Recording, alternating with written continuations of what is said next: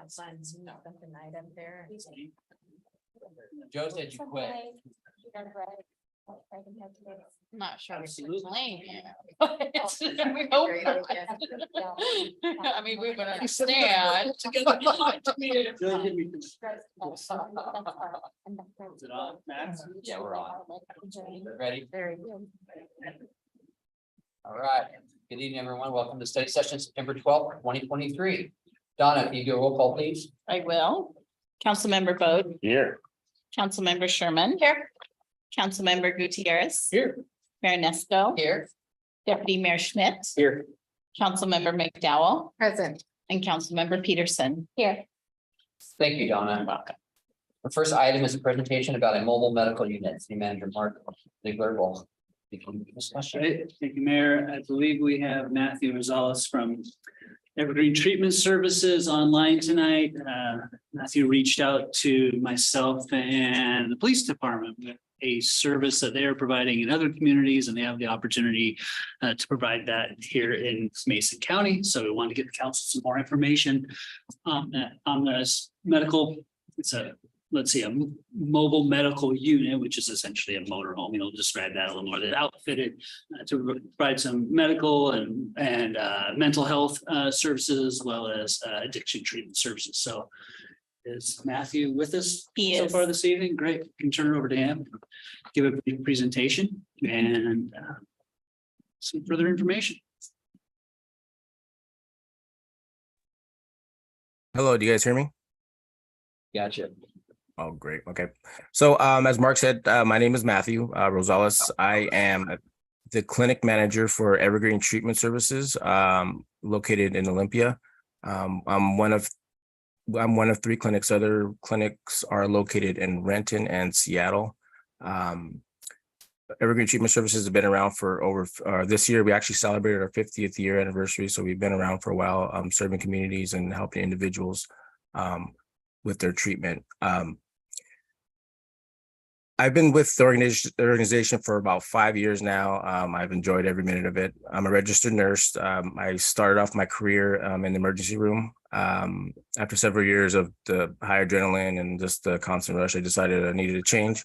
I came across this position working, with Evergreen Treatment Services, and it's been great. And to be honest, at first I was a bit skeptical, like a lot of people are, with the stigma. But after witnessing the transformation and numerous individuals that we serve, I am now a true believer in what we do and how we help people. The change and growth I've seen in a lot of our patients it's mind blowing. It always brings you back to this one quote, or one, I guess, yeah, it's a quote now that a patient once told me that the program, like his journey in recovery is like a country song in reverse. He got his wife back, he got his kids back, he got his job back, he got his dog back, and most importantly, he got his life back. I thought that was pretty cool when he told me that. It was kind of funny too, but that was pretty awesome. So that's enough about me. I want to give you guys a brief presentation of what my organization does and what our plan is to do for Mason County. Our vehicle is scheduled to be delivered this Thursday, the 14th. It's coming from North Carolina. As Mark said, it's a retrofitted RV van. It's about 30 foot, approximately 30 feet wide by 8 to 10 feet. 30 feet long by approximately 8 to 10 feet wide. We're aiming to hit the road by mid to late October. We can't wait to get started. We were given this van. We purchased this van through a grant through the Healthcare Authority. I started off by coming out to the community meetings. One of them, the main one being the stakeholders Mason County stakeholders opioid meetings. Got a ton of support letters that help us get this grant. So I want to go ahead and share my screen if that's okay. Yep. All right.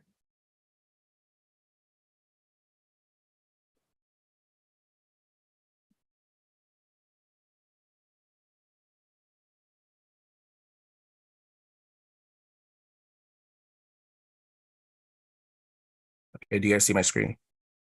Yes. All right.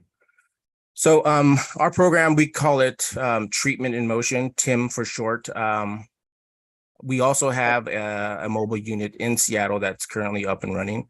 We actually started this before COVID. When COVID hit, we had to shut down the process, but it's back on the road again, and serving individuals in downtown Seattle area. So let's get started.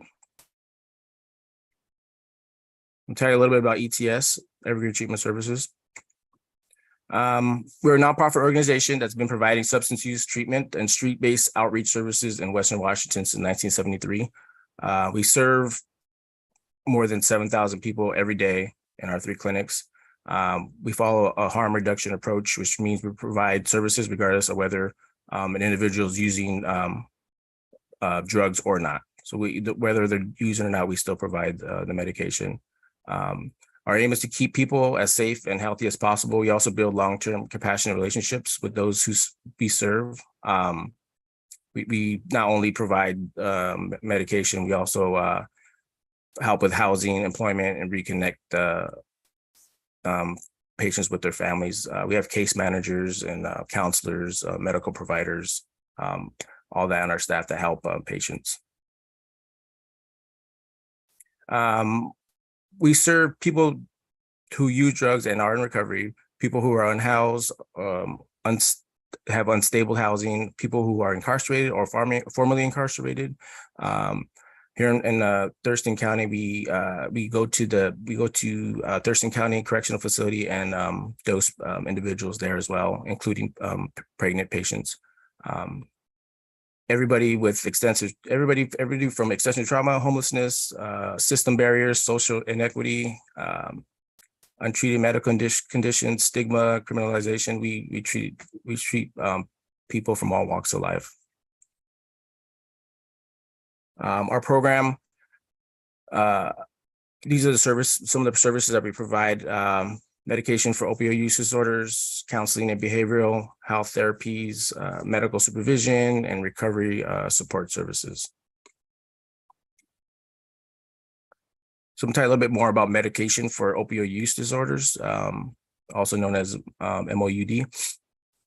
MOUD is the use of medications in a combination with counseling and behavioral therapies to provide a whole patient approach to treatment of substance and disorders.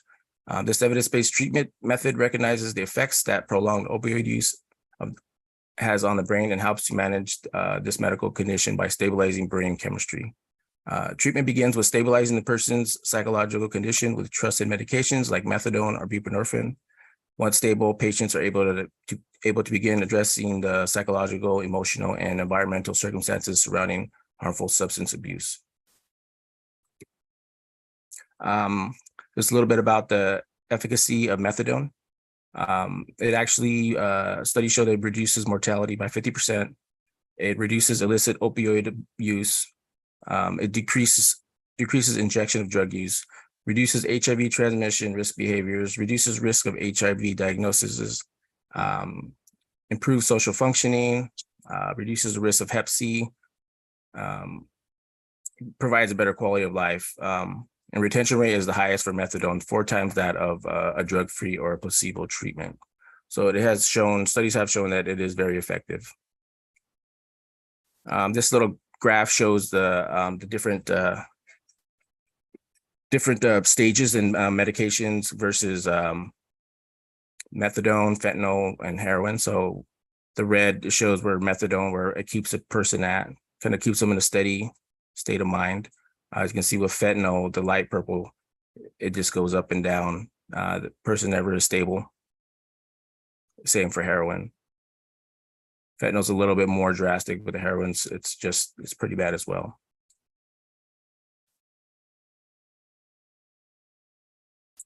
Here's some more quotes from our patients that have been in treatment.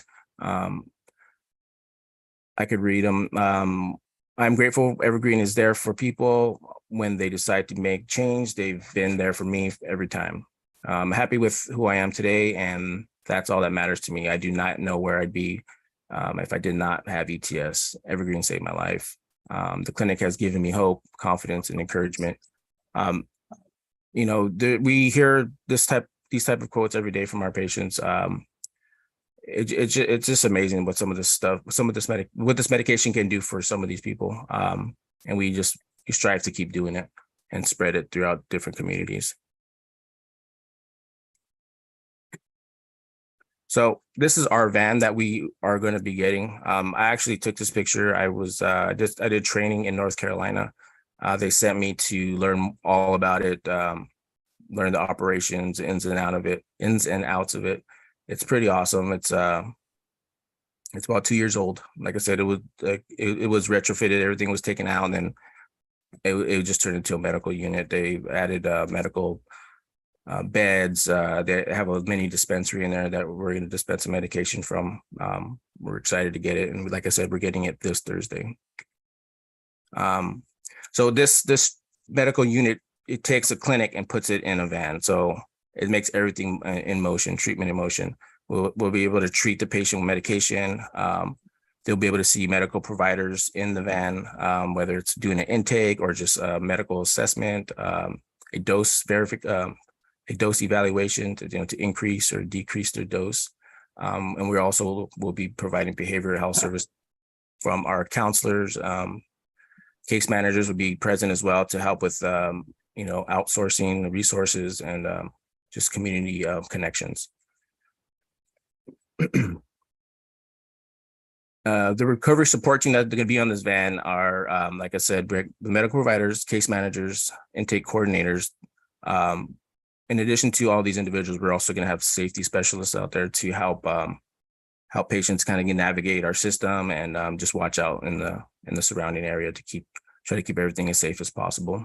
The team brings a mix of lived experience, field expertise, and compassion for people with substance use disorders and those experiencing homelessness.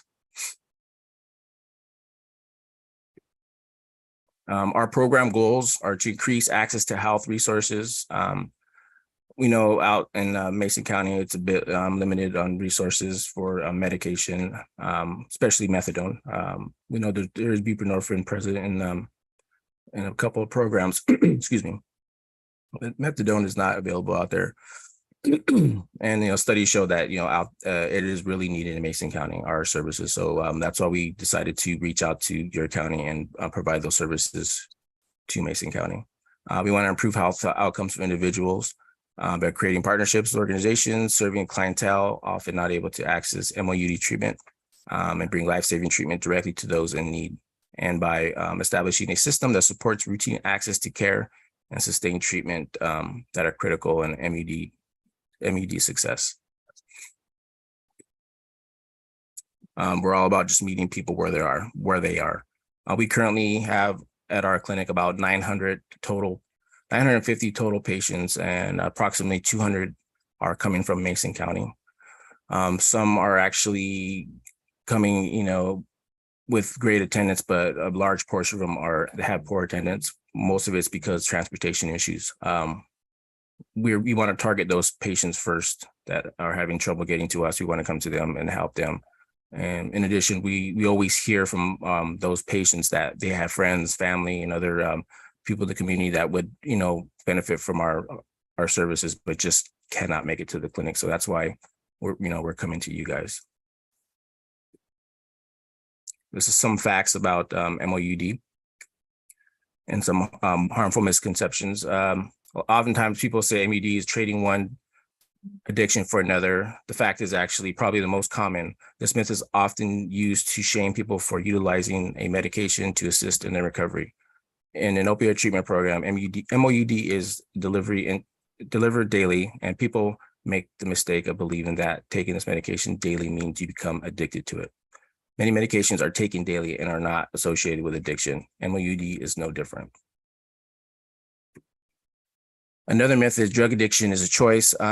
Fact is, drug addiction changes a person's brain, nurturing emotional and physical dependence that keeps a person using even when drug use hurts them. Opioid withdrawal can cause painful and uncomfortable side effects and may even make you severely ill. This often makes quitting feel nearly impossible. Drug addiction is a complex medical issue that involves physical, psychological dependence. The brain chemistry of someone's experiencing opioid use disorder compels them and keeps compels them to keep using. Another myth is that it'll make you high. When prescribed properly, it actually reduces drug cravings and prevents relapse without causing a high. In fact, the medication helps people regain stability in many areas of their lives. Our medical providers often see patients daily for medication adjustments. If patients complains of feeling lightheaded or feels like their cravings are still present, the providers adjust accordingly. So that's one service that we often offer to our patients. Another method, it increases risk of overdose. One of the goals of MUD is to reduce the use of illicit opioids. MOUD reduces cravings and withdrawal from opioid use, decreasing use, which directly impacts the risk of overdose. Deaths from overdose decrease dramatically in people using MOUD. Some people say it's not true recovery and it's just a crutch. The fact is, opioid use disorder is a complex chronic medical condition, not simply a medical behavioral choice or moral failing. MOUD helps participants achieve recovery as they are no longer using illicit substances or experiencing loss of control over use. We believe recovery is unique and individualized and is here to help in that journey. And we're here to help in that journey, sorry. Another myth that our types of clinics and services bring more crime to the community. The fact is that we pose no additional risk of violence above and beyond any traditional business in the community. Research actually suggests that there may actually be less serious crime near clinics than other community businesses.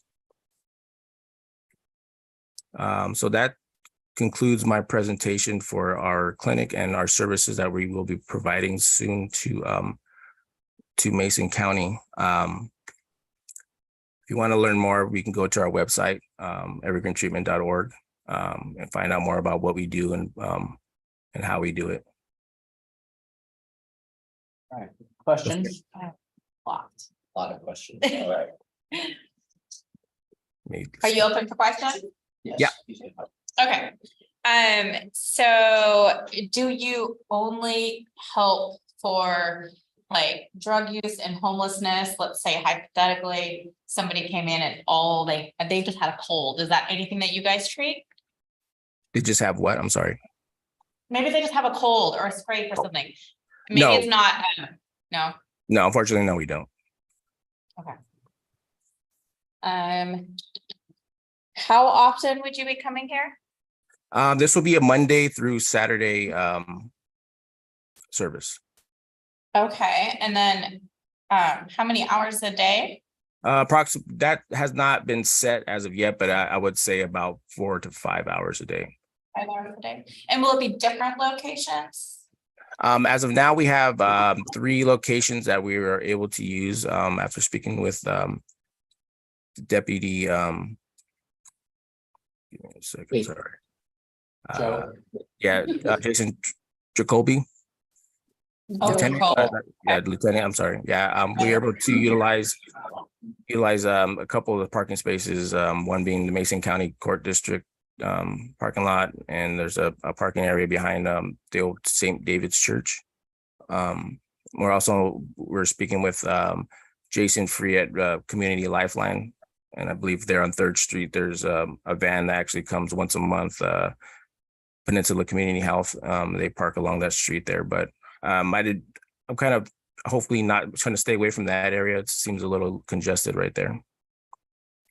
And how many staff members will you have on board at a time? Approximately 6. Okay. We had 2 nursing staff, our driver, 2 safety specialists, and a case manager, and a medical assistant. Okay, that's the most of my questions. Thank you. So you already have over 200 clients in Mason County, that's correct? Yes. And we're How long does it take to make a connection excuse me? with folks? How long does it take to make a connection with folks, and how many more folks do you think in Mason County need your service? We're estimating anywhere from 50 to 100 additional at this point. We don't know for sure. A lot of it's word of mouth. There's approximately 30 of the current 200 that come here that have really a fairly poor attendance. We want to help them out first. We're obviously going to help all the patients that come in from that area, but we want to focus on them that have the issues of transportation and including bringing on new people that cannot make it to the clinic at all.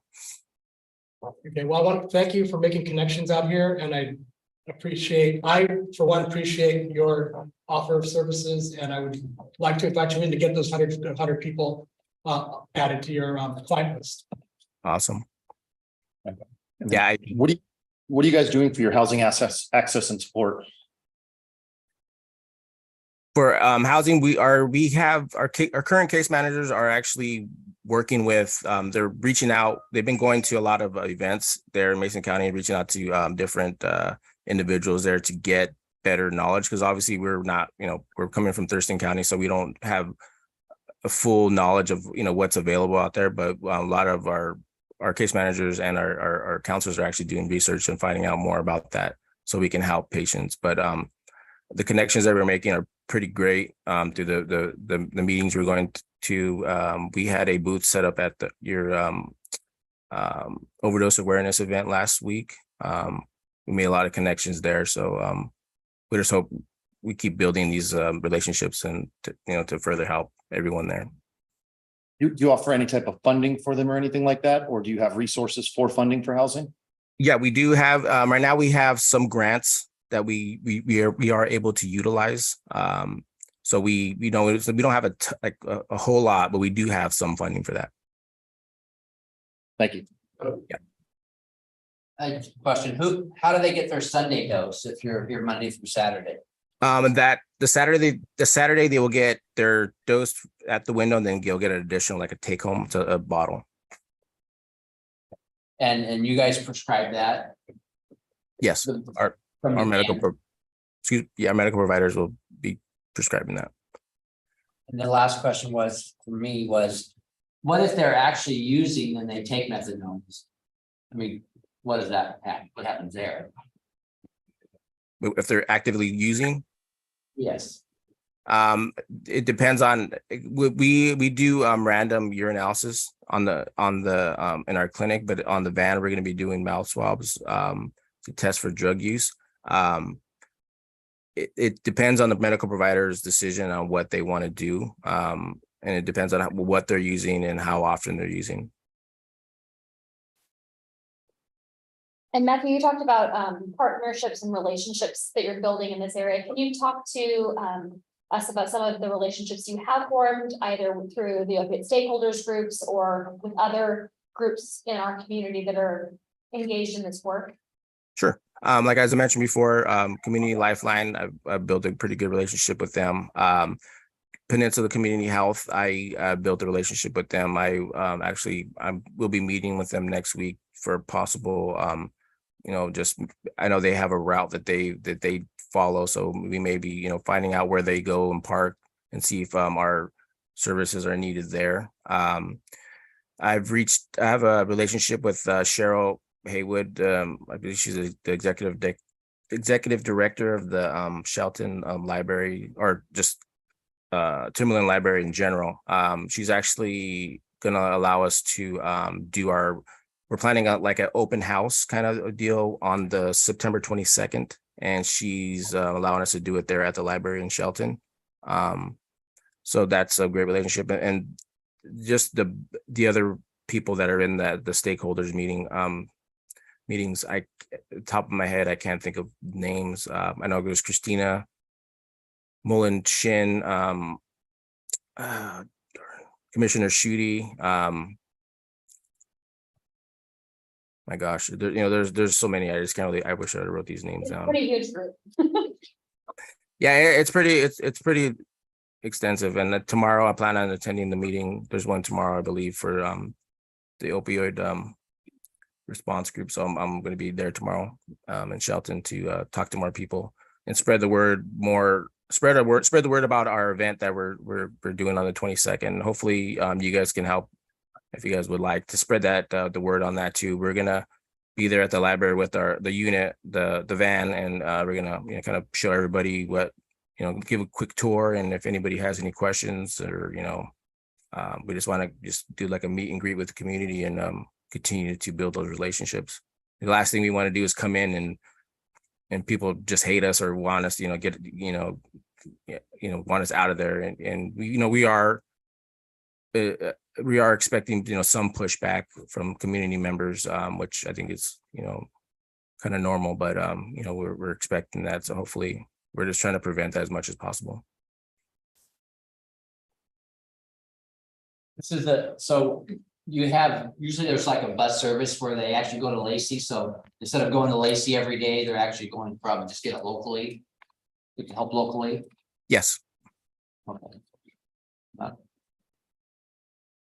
think from Mason County, I believe it's not Dial-A-Ride, but I forget the name of the service, but it is a service that does bring them. But some people have issues getting onto that service as well. There's some restrictions. So and some, I know that I've known people that have gone up there, they give them gas cards and stuff, so.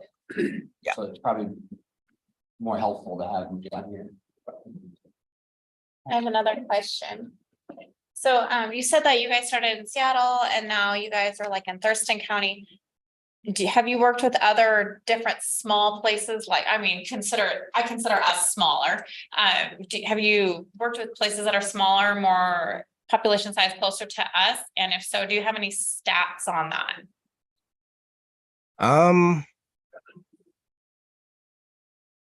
Yeah, that's a great question. I don't have the answer for that, and I can find out more about that for you if you like.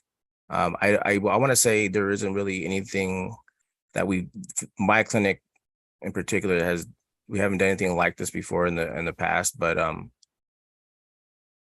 if I will find out and I'll try to get that information for you. We, like I said earlier, we do this service in Seattle, but you know, they service Seattle. They don't leave the county. So this might be the first. All right, any other questions? I'll let council know I did talk to Dave Wyndham of Mesa County Public Health, and he indicated support there, says it's a program he's familiar with in other jurisdictions he worked in. Provides a service to those that need it most and those that stay on a path like Matthew mentioned of keeping a job, keeping a family, keeping housed. It's really important for those individuals to maintain this level of medical treatment. So Are there statistics that he can share of the clients he already has in Mesa County? Yes, I don't have them on me right now, but I can get that information for you. Okay, thank you very much. what kind of statistics? Just a broad, I'm not, asking specifics, just how effective were they? What's the recidivism rate? What's, how many people are not going because they can't get there? Those kind of questions. And then the ones that do hang on, how long does it take for them to wean themselves off? And, those kind of questions. So. Do you have any evidence that your services help bring down the amount of EMS calls that in a particular area? I do not, but I'm sure that's more information I can probably get. Since we've been at this particular in Olympia, we've been there for, I believe, 20 years now. So I'm not sure if I can get information from there from 20 years ago, but I can see what I can get.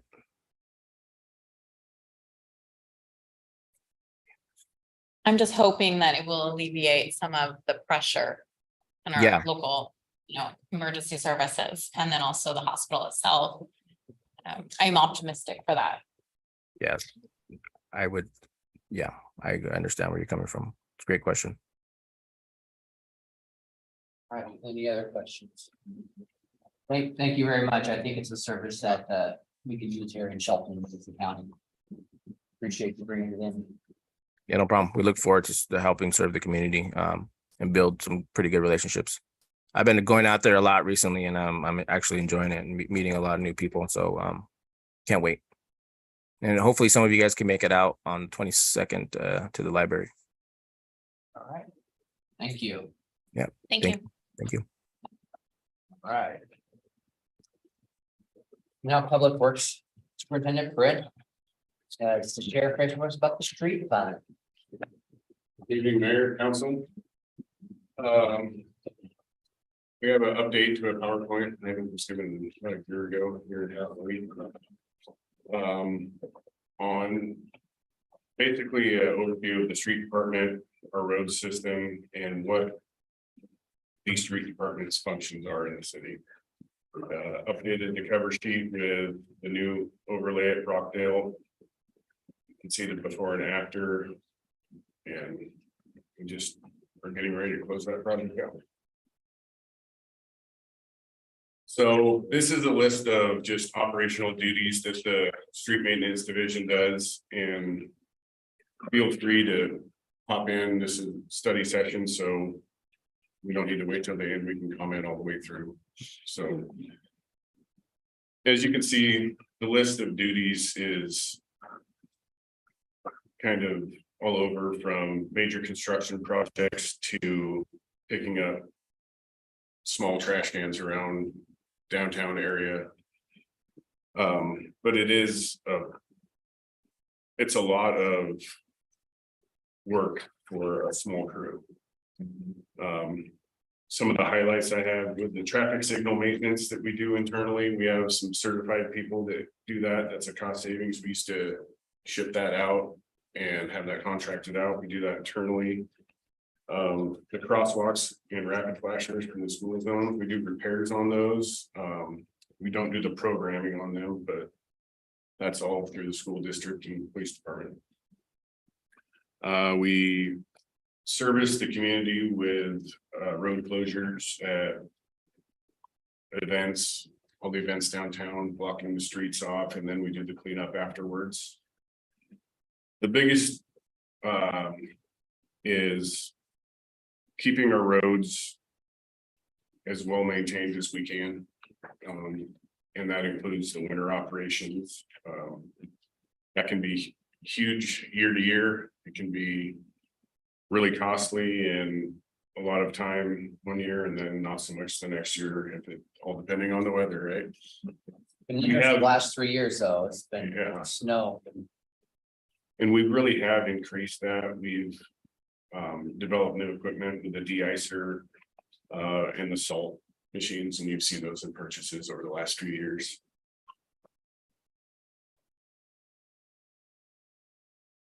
And this is our street force specific task out of Public Works. For staff. We have 6.5 total employees. Right now, we have a vacant position. We're kind of waiting to get through budget and figuring out all of the numbers before we look to fill that vacancy.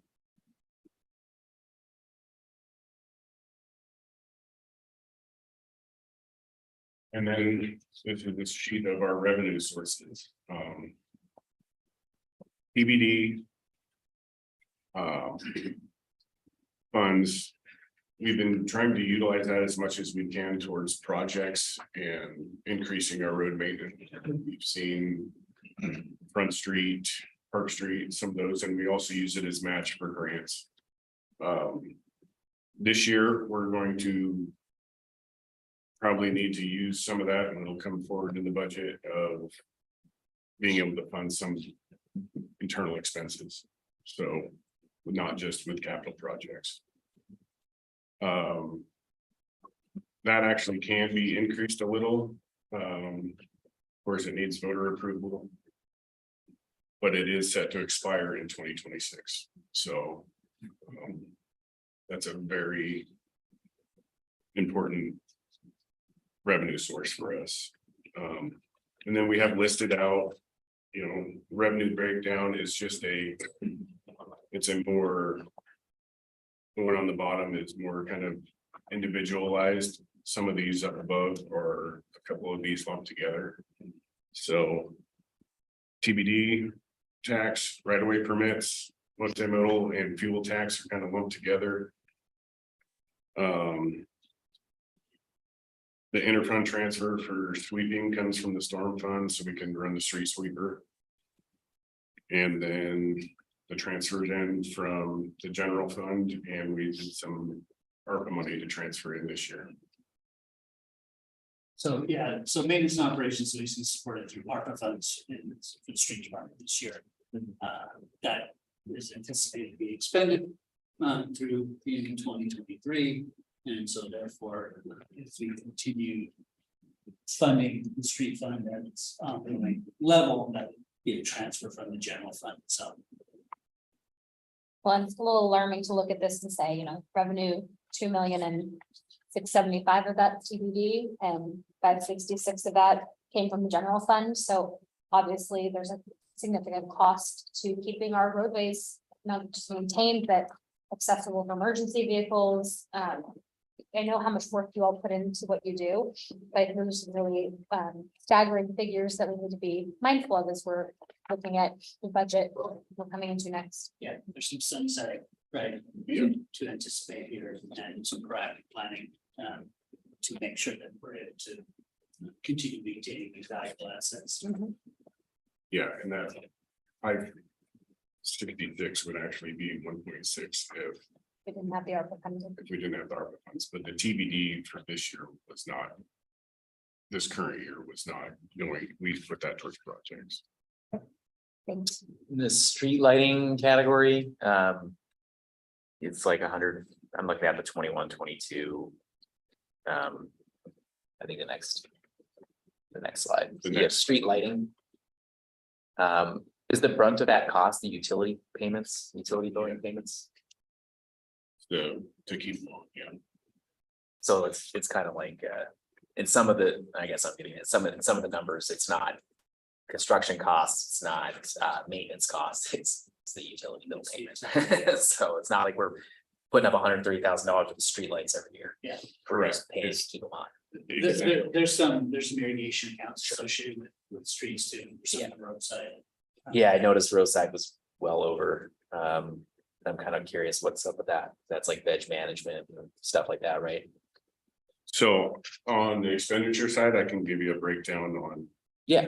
On these,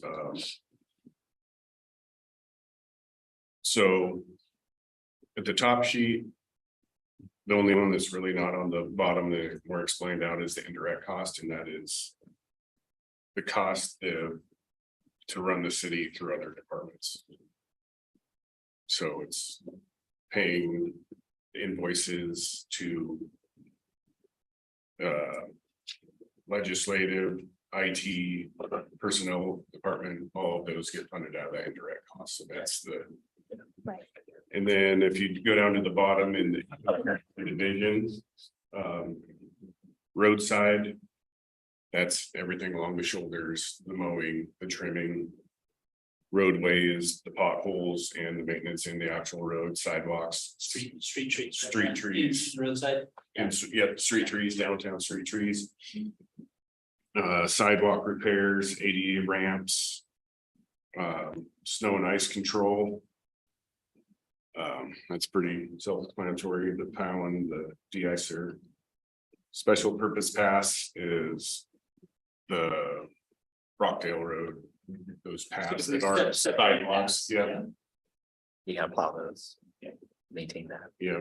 Street cleaning is the sweeping, and then the lighting, as you said, it's a lot of those utility bills and full charges. Traffic control is that signal maintenance that we do internally.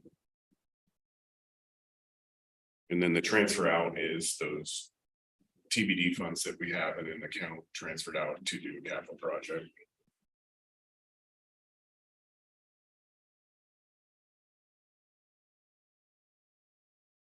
So here is the classification of pavements. Kind of gives you, it links it to the PCI ratings that you'll see. Payment classification index. Is that right, Brent? Yep, Okay, payment classification index for those that.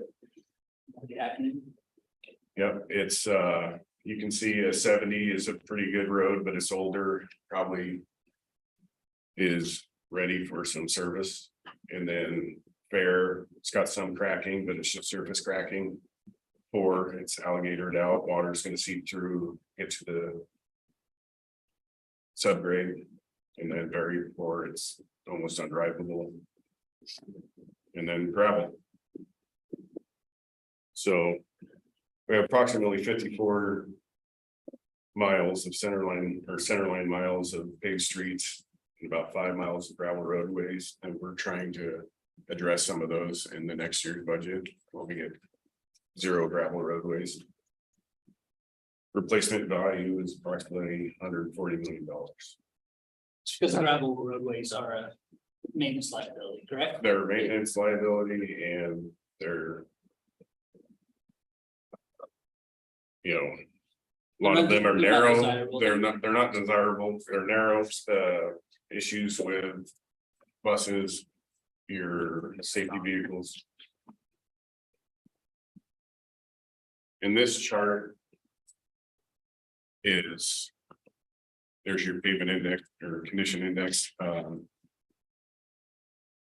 pavement study that was in 2020 says our PCI was average of 69 with a backlog of $14.3 million to bring that back up. The proposed pavement projects for 2024 paved portion of the gravel roads in the Capitol Hill neighborhood. And then chip seal some local roads. We will bring that to council and get an idea of what neighborhoods that you'd like to see that done in. And then we're going for a grant to try and redo Highway North from C Street to Wallace Needham. And this is a grant that we applied for last year. We already have 300,000 put towards it. In 2023, we're gonna put another 190 in to try and get that grant match. And in 5 years, the citywide average PCI is expected to fall from 69 to 64 at the current funding levels. We're going to complete a new study and update that PCI rating to see what it has been over with the new projects that we've done. We've got Park Street done, Western Gateway, things of that nature. The PCI rating, is that pretty standard for a town of our size in Washington to be around there? Are we high or low? I will look to see where we land at in the scale. I think it's worth noting too, that up until 2020, we didn't actually have an identified PCI. So I don't know how many smaller communities have those figures. And it's kind of a subjective number assessed by staff based on the condition of the roadway. So I appreciate that we're now moving towards measurable. How well are we doing compared to where we were? What does that look like? And it's physically what we can inspect, right? We certainly don't have the staff time to walk every street, the length of the street. So you're taking some general visual observations and then applying those to the street sections. Okay. I think in 2020, we had the intern perform some of these functions. And so sometimes when you're turning an intern loose, right, you may not get the level of service you might from a more experienced staff member or somebody from the engineering department. So you get what you pay for a bit, the information brought in and information out. So we're really interested in updating this study, getting some more current information out to council and better quantify what the true need is. Just curious how we compare to other towns. Yeah. It's We use the streetwise, streetlights. yeah, so that's the state standard. for Okay, rating. I was curious about that too. Yeah, so that'll be essentially every section of road we would have rated. It's the number of lanes, the wheel path length, the area, and then we're talking about alligator cracking, longitudinal crack, transverse cracks, raveling, patching, the square footage, all that data gets collected for every route. And then there's a distress information table where there's math that gets computed that helps you come up with the number. So it's not just a drive-by swag where they're looking out the window. There is a little bit more involved in it, but it is a standard process, so it should be fairly Reliable. easy to, yeah, It's or entering the rating. fairly consistent Yeah. to Sharon's point. Really consider if you get the right information, correct? Yeah, right. Then this graph is pretty telling. It just, so take the red line and it gives you the years out. And if you, the further you let it go down there, the more it costs for those repairs. If you keep up on your road system on a frequent basis, then the maintenance cost goes way down. That's the same with pretty much anything that Yeah. we're seeing, It- so, Yeah, I was advised to painting your house. right, yeah. If you quit painting your siding and painting your house, right, it degrades pretty darn fast. Quit changing the oil in your car. Keep a nice coat of paint on it, keep the moisture out of it, it lasts. Yeah. You know, as long as, you know, probably most people's lifespans. Unfortunately, though, we're still paving roads in areas that haven't been preserved, like we haven't done any strategic preservation, right? We paved a lot of residential blocks, in my opinion, that we should have touched with some sort of pavement preservation project first, before we're putting any capital dollars, TBD dollars for that. And so as we talk, I think I've mentioned this before, but we can maybe take this a step further and say, because that chart tells the story. That before we put any capital dollars, unless it's failed roadway, before we put any capital dollars, there needs to be some sort of strategic maintenance done to the road before we go after capital money. The 20 city blocks thing, that was the thing in the past. I mean, that blew that all to pieces because we weren't really strategic about those investments. I don't know how we picked those 20 blocks, to be honest with you. So because we got to stretch that dollar as far as we can, and we know things like chip seals and other improvements go a lot farther as opposed to whatever it is now, $1.5 million or 2 million on lane mile to pay, plus all the drainage improvements and everything else that goes with it. So I'm a big fan of, if there's a policy or direction you need from us to implement a one-touch type of policy for pavement preservation, I'd be happy to work with you guys on that.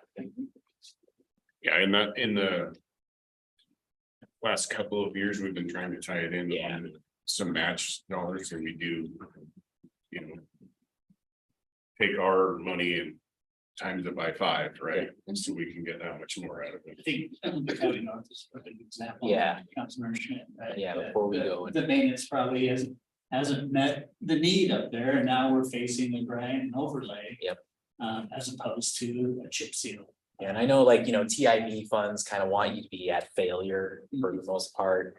I don't want that to be our goal, to let everything fail so we can go get state money for it, you know, so if we can do the strategic maintenance, and I think we could stretch that pretty far in a lot of neighborhoods, especially or low volume traffic areas. A lot of people be like, holy crap, I got a new road. When in reality, they got a repaired road, right? Correct. Yeah, And if we can do 50 blocks as opposed to 20 for that amount of money, and like, we gotta be taking that off. It's not as popular as a new pavement, No. right, to the general public. They like nice black, Yeah. new asphalt laid down and smooth, but. The cost associated with that is much more palatable to. It's like, the general is it public. the passable, is there potholing that's causing damage to your vehicle? Yeah. You know, if we mitigate those 2 items, the texture of the road, the quality of that, it's, well, sorry, you can't take your skateboard down it as smooth as you could, but there was, you know, a crater in the middle of it before, so. And I think a lot of people would rather have some improvement than no improvement, That's right? So, And I think a chip seal, as much as it can be kind of annoying for a little while, it's like the coat of paint I referenced. It's just like that. It's sealing off that asphalt, keeping moisture. Keeping the moisture from getting into the subgrade. I just wanted to thank the city for what we did on Railroad, because that looks like a very good 95. And how do we get our roads to that standard? And I was proud to like walk my friends down the street and, you know, get on a skateboard or a scooter and enjoy the downtown area. So I just wanted to thank you for providing that. And that was a safe schools, or I don't know how that. that was actually. Gateway, That was kind of to Joe's thought process. We use TBD matching funds for TIB grant dollars. Right, and then Coda looks like exactly between good and fair, which is right out here at City Hall, so I Yeah. think this is pretty accurate. So. So and that kind of leads into the pavement maintenance things that we can do on the next slide. So crack sealing, if you, I love it. you know, Correct. Yeah. so crack sealing is the least expensive, right? And that's a process that we can do with internal staff. We have a crack sealing machine. They're about ready to go out and start crack sealing. We'll bring you some data on that, on how many lane miles that we crack sealed this year. Fog seal, we did reach out to the county. They have the ability to do fog seals too, so something we don't do internally, so we can either work with Mason County or have a subcontractor come in and do that. Brett, with that fog seal, how about on Fourth Street past the courthouse? I mean, that road is pretty. I think that's past Bob's. Yeah, Is that past the fog seal? Yeah. More for like a coda, Yeah. you know, something it's smooth, there's minor cracking, Okay. fills up those gaps. And with minimal wear on them, right? Okay. I think the concrete streets and the asphalt streets are two different. Mhm. Yeah, animals, if you will, right, because the concrete streets or panels are really thick. They have undulated, we've done some foam, injections in some, but they're so cracked. You can't get the whole panel to raise by the foam injection, so Yeah. it's a much different beast to attack than existing asphalt. Is that Fourth Street on the list? To be done For or just replacing? doing So, I mean, we can add stuff to the list, but it's if you're talking about Fourth Street going in, like right behind the new courthouse and. There's between the railroad to Alder. courthouse, a lot of those are concrete, and in order to do it right, you either have to replace it with concrete, full panel replacement, or explode that concrete. And then you bring in a crusher, it explodes all the concrete, and then you can pave over it. Is that what we did on Alder? Is that right? Alder, we were Just able overlay to. it, rubblize it was- all- Yeah, we just overlay that concrete. Yeah. Which has. It was milled down to it. Yeah, but it has a lessened lifespan by doing that. That's Correct. Yeah. Well, someone several years ago, I won't say who it is, it said the squares of concrete in the long run are less expensive to do than asphalt because you can just get the old concrete square out of there and put a new one in. Not that simple, I'm sure. Panels. Yeah, There's doweling and that goes with the subgrade. a lot more underneath it needs to be done than when you asphalt. One of the reasons why the concrete streets were put in is because subgrade is so poor and it holds up better than asphalt with over the subgrade. So once you pull that out, depending on what subgrades there, it might just be muck in certain areas. Cause it is really, Yeah, it bridges, Yeah. concrete bridges well, rather than asphalt. It's like Fairmont going down to the treatment plant. There was so much water. And so we needed something to bridge it, and it's a pretty good slope. And I think we did discuss it when we talked about the 6-year tip plan. I mean, I know it's on staff's radar that it's something that needs to be addressed at some point, but probably wouldn't be one of the most. Immediate and definitely not one of these first steps yeah, Hopefully we can right. vacate it and give it to the county at some point for the county for their campus. campus. Yep. It's a great idea. They can figure out how to prepare that road. We have looked into Fourth Street and the storm issues with that section. And it's a box culvert going right across the road there, and it's a pretty big project, but we can look into what the And daylight cost would be creek. for it. So some unique challenges. Yes. Yeah. Right. And then slurry seal, it's crack seal with an asphalt emulsion and fine sand aggregate mixture. So it's more of a base than just the crack seal or the fog seal, sorry. And it's a little bit lasting, but you have specific areas where you can do it. You don't want to do it in some high traffic areas that get a lot of heavy trucks. And then chip seal. We've done actually quite a few chip seal on some roads and preserved them up off of 13th from the hospital all the way out. And if the road isn't too far gone, it's like bang for your buck.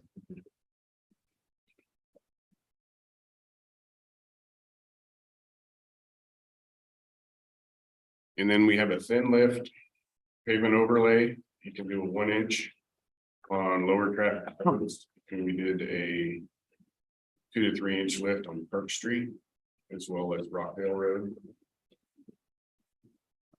And the picture on the upper right is what it would take to do full restoration. So it's making sure your base rock and subgrades are optimal, and then full 3 inch depth asphalt over it. And then grind and inlay, that's what we're proposing to go after for Olympic Highway North. If possible, we'll have to check subgrades. And then Turner Avenue was the most recent full depth replacement where they came in, ground up all the old stuff and redid the base rock. And for those full depth replacements, at Polly Street, we were able to do the subgrade work. And then we just hired a contractor to come in and do the overlay, so we try and save costs out.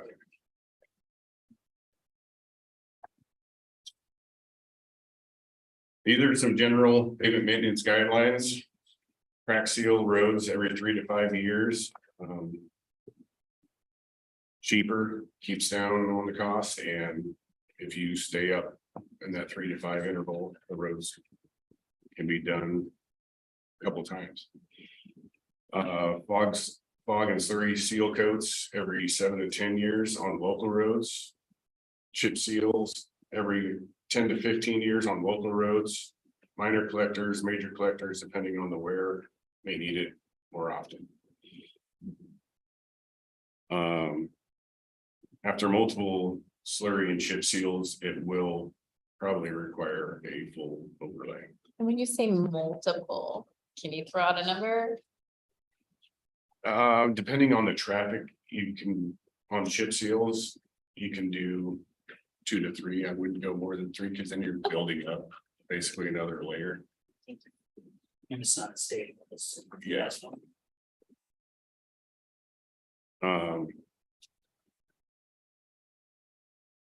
Full removal and replacement with base rock.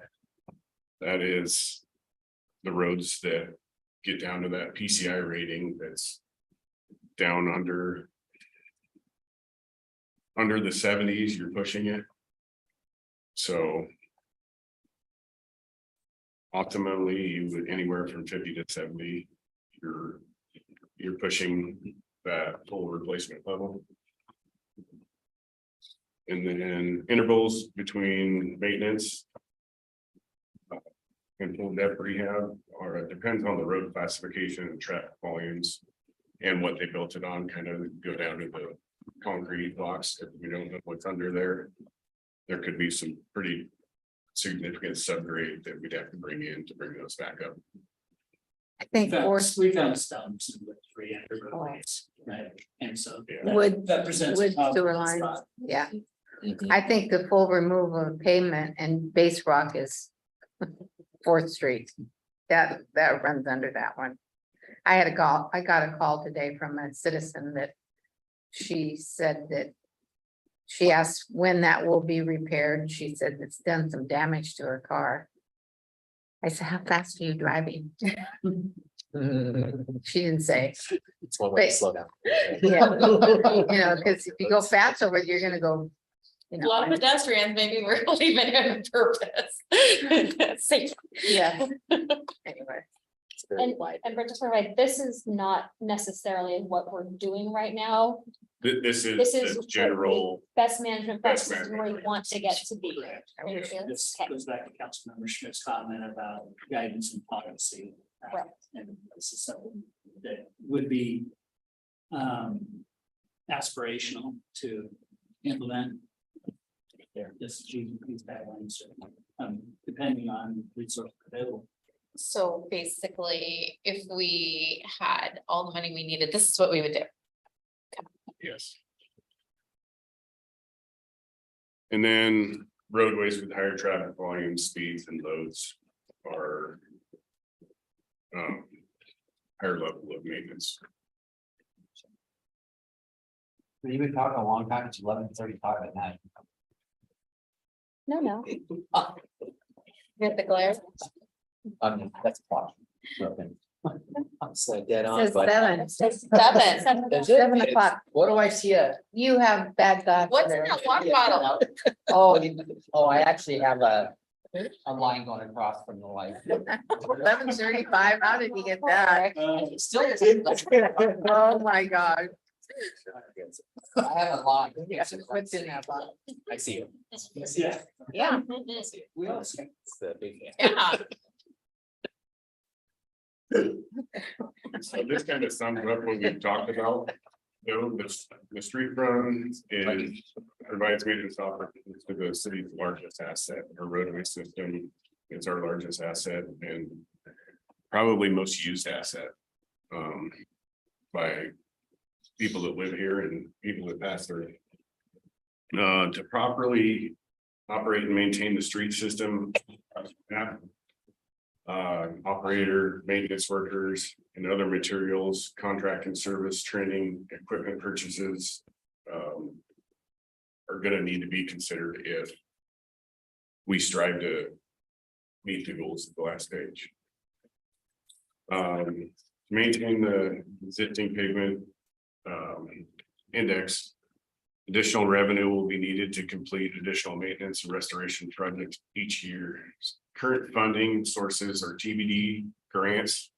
And transfers from the general funds as well as some minor revenue from the motor vehicle tax or gas tax. Locally acquired street fund is the largest source of revenue. That's our TBD tax. And we've been doing a very good job of using those in the past few years to stretch those dollars with grant funds. The motor vehicle fuel tax revenue has been decreasing. With people driving less and people getting more fuel efficient vehicles, so. If it trends in that direction, we're gonna need to figure out how to recover some of those costs. But this is kind of your point, we're not in a unique situation. There's quite a few cities that struggle funding their street division. Okay, good to know. Yeah, we're not the only one with this problem. And then the TBD tax is sunsetting in 26. I've heard that there's legislation to try to reinstate that, hopefully. It goes well. But I don't think it's something that we can necessarily say it's gonna go through. Yeah, we have to plan that it's not gonna be there in 26. So 40% of the pavement in the city is classified as fair or poor condition. Maintenance of these are higher cost. Back of that chart, the lower they get, the more it costs to rehab them. If we can put together a program where we really want to target them, you know, it's that 70 PCI is where we target. The other ones, as we try and maintain as well as we can. Because we know that we're gonna be in for a bigger push on some of those. And then the proper preventive maintenance will reduce in the higher cost of those full reconstructions.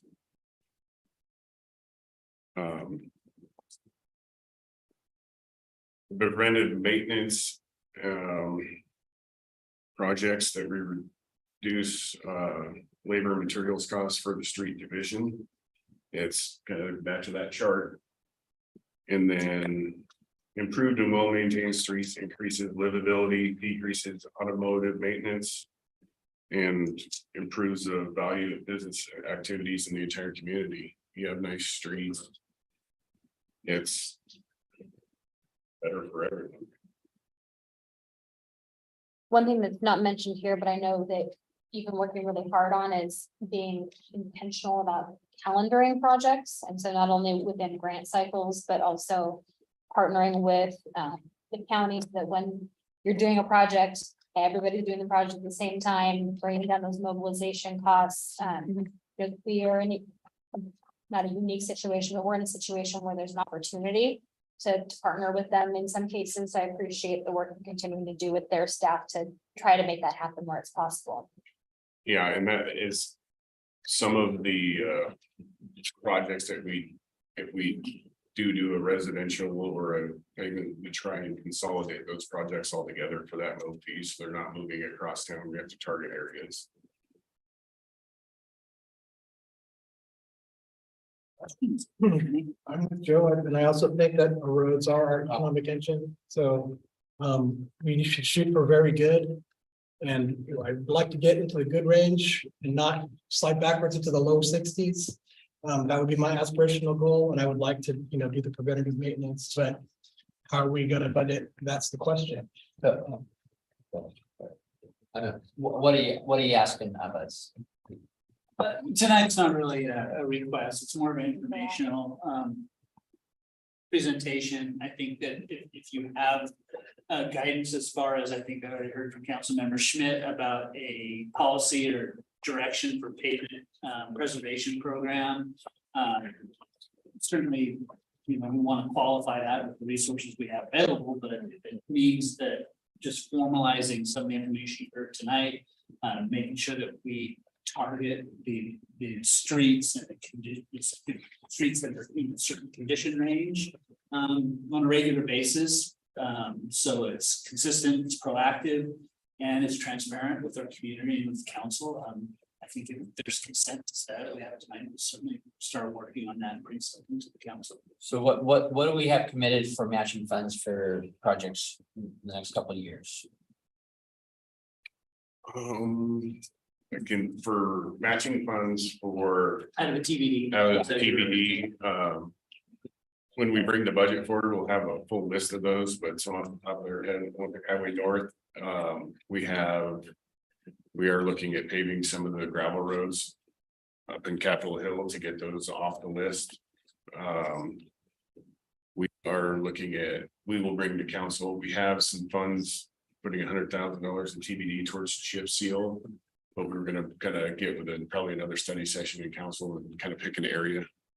You know, we'll grab some roads and with that PCI index that look like it's a good candidate for a chip seal and bring that to you.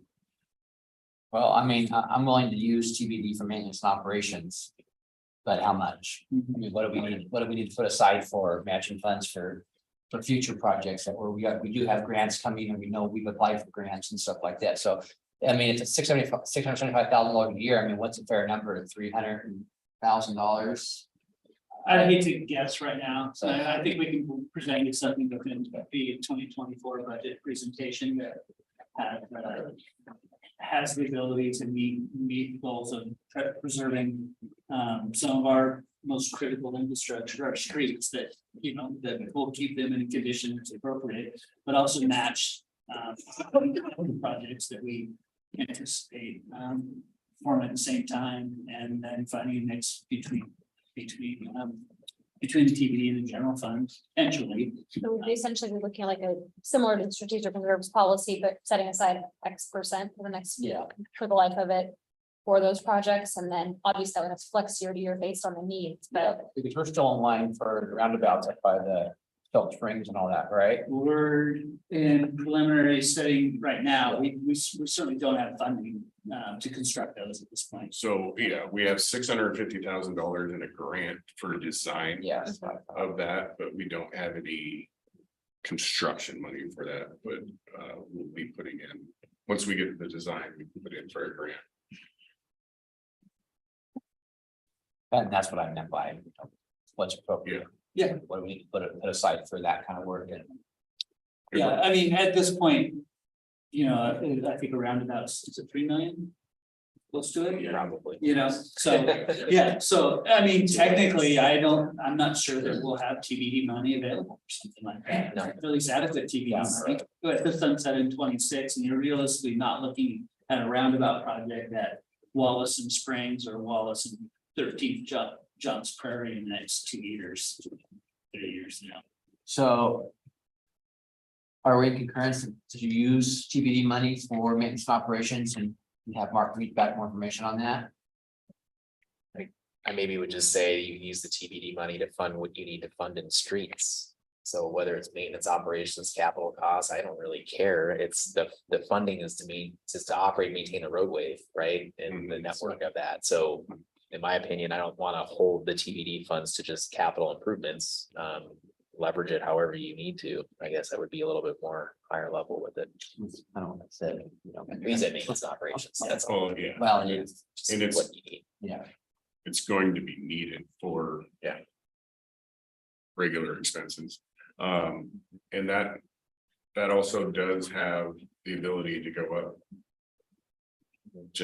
From 0.2 to 0.3. That's an additional close to 300,000, but that would be a voter initiative. so. Deidre? Yeah, I'm interested in getting back from staff a policy on how we want to handle this, but also I think. And kind of line with what both of you said, let's use our dollars the smartest way we know how. So let's give our staff the flexibility to do that. Okay, Kathy? I'm on. You got to show her. Go. Before we leave today, I want to share with you a video of a thank you for taking care of our streets. So I'll track you down before you leave. Don't leave. Okay. Yeah, I don't. Okay. James, all right, you got seven. Spend it the way you want to, sir, Appreciate the info though. It's good. except for, you know, It's helpful for Good. Hawaii. trip or Absolutely. something. explaining why. That'll improve our road. If there's any topics like this that is, that is of interest, similar kind of educational pieces, these are great opportunities to provide that to and bring these two towns to more further inform you as we move forward and give direction and confirmation from staff that we're in the right direction. So please feel free to And I know TIB is gonna be stressed for money, I know they're already kind of in that mode right now with. How much capital they have to give out. So I know we bank on Transportation Improvement Board for a lot of our major, arterials, classified roads for maintenance and for capital projects. So I guess my other question really quick is just, is there any economy of scale if we bundle projects together and we get a more expensive project that we could go to Fed funds for, understanding that we'll probably have a grant match of anywhere from 10 to 20% on $20 million, let's say. But that's like, if you want to get all the roundabouts done. I think we have to consider bundling projects together, and I understand that that's more complicated and taxing on staff at times, but one project potentially a year. At $1 million, $2 million each, we'll get there. But if we can kind of get a couple big ones knocked out, and then as development occurs, leveraging TIF and other, TIF and REIT and everything else through development, to take care of the residential and, commerce routes, right? Yeah. So. we need to do a better job in that. How do we achieve projects like that, especially federal funding, yet to be determined, right? Yeah. When we have department directors performing day-to-day functions. It's hard to be strategic, right? We've talked about that. There's been talks about, a grant writer of some sort, but you also have to have the administrator, you have to have somebody that designs the project and manages the project as well, and manages the funds as they come in or expended at the same time. So yes, we need to be Single more audits strategic than and that. everything. Yeah, Yep. absolutely. And you're gonna hear me harp on that. I apologize if you hear that too much, but I watch department directors and leads that are outperforming daily functions and then oftentimes we're asked why we can't get certain things done. So I get defensive at times, if you will, over that. And if I remind you of that too much, just let me know. It's like, okay, we've heard you, Mark. But I feel like I need to protect, and communicate that these people are really working hard on a day-to-day basis, and we'd like to give them the resources necessary to knock off some of these big projects. And that's what we'll try to achieve. We'll try to do on a daily basis. Oh, thank you. You got some direction there, right? Yeah. All right. Thank you so much. Move on to Mike for information for us about the 2024 budget. Yes, thank you, Mayor. Tonight specifically, I'm bringing you information on city business and occupation tax, often referred to as B&O tax. As you know, we're in the midst of the 2024 budget development. I've been bringing you monthly financial reports, and you've seen some of the steps we've undertaken in the 2023 budget to curb that spending of, matching our ongoing expenses to revenue and not relying on ongoing expenses to be funded from the beginning fund balance. So it's been clear, I think, that we don't have the revenue to maintain our ongoing services in 2023 and beyond. We've been doing financial forecasts for you for a number of months and years. So we are bringing information about business and occupation taxes tonight to get direction from you on building the 2024 budget with a possible revenue increase in the B&O tax. So these first pages that are provided to you are really just some background information on B&O tax, that cities may impose a B&O tax for revenue purposes that can be used for any governmental purpose. This is in addition to the state B&O tax. So not all cities do this. Shelton has for a number of years, I'm going to say probably since before 1982, when some changes were enacted in the legislation that we've tracked down. So it's been around a long time. The imposition of the tax generally doesn't require voter approval. It's done by the legislative body up to the statutory maximum of 0.002%. There are some exceptions to that, where if the municipality had that in place prior to 1982, then those rates are higher. There's one example of a city that has gone to the voters and asked for that higher amount, and that's the city of Seattle. So that's a little bit of background. I'm not going to read through the whole thing. It was mostly provided for you to gain some background information on the classes, the exemptions. I will stop us at exemptions while it's on the screen here. Let me tell you, our rate is 0.001. We can go up to 0.002 as a percent of gross receipts after a business applies their deductions.